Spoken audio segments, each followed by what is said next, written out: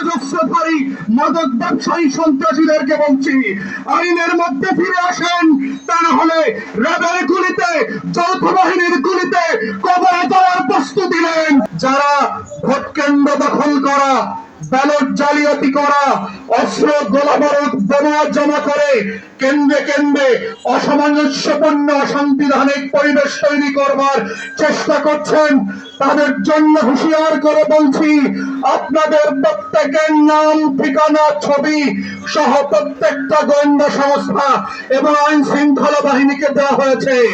যদি আপনারা 12 তারিখে কবরে যেতে না চান, ভদ্র হয়ে যাবেন। ভোট কেন্দ্রের চারপাশে যদি ঝামেলা করার চেষ্টা করেন, র্যাব, পুলিশের, যৌথ বাহিনীর গুলির জন্য প্রস্তুত থাকেন।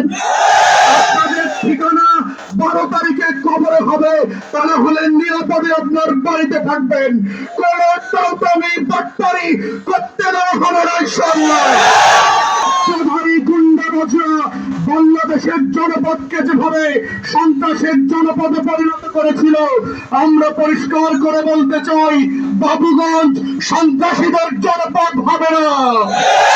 মিরগঞ্জের সন্ত্রাসীদের চেহারা মুছে দেওয়া হবে মানচিত্র থেকে। অতএব মিরগঞ্জ এবং বাবুগঞ্জের চাঁদাবাজ অস্ত্রধারী মাদক ব্যবসায়ী সন্ত্রাসীদেরকে বলছি, আইনের মধ্যে ফিরে আসেন, তা না হলে র্যাবের গুলিতে, যৌথ বাহিনীর গুলিতে কবরে দেওয়ার প্রস্তুতি নেন। আজকে এই জনসমাবেশ থেকে আমরা ঘোষণা করছি, 12 তারিখের নির্বাচন হবে লাল সবুজের পতাকাকে রক্ষা করবার নির্বাচন। 12 তারিখের নির্বাচন হবে বাবুগঞ্জকে সন্ত্রাস মুক্ত করবার নির্বাচন। নির্বাচন হবে বাবুগঞ্জকে মাদক মুক্ত করবার নির্বাচন। নির্বাচন হবে মিরগঞ্জকে, বীরগঞ্জের ঘাটকে দালাল মুক্ত করবার নির্বাচন। নির্বাচন হবে বাবুগঞ্জে উন্নয়নের নির্বাচন। 12 তারিখের নির্বাচন হবে আমার লক্ষ লক্ষ মা বোনদের নিরাপত্তার নিশ্চয়তা দেবার নির্বাচন। 12 তারিখের নির্বাচন হবে নতুন করে বাবুগঞ্জ বুলাদিকে ঘুরে দাঁড়ানোর নির্বাচন। 12 তারিখের নির্বাচন হবে আমার প্রত্যেকটা কাঁচা রাস্তা পাকা করবার নির্বাচন।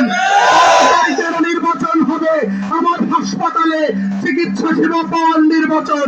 12 তারিখের নির্বাচন হবে চাঁদা মুক্ত বাবুগঞ্জ বাজার খেয়াঘাট করবার নির্বাচন।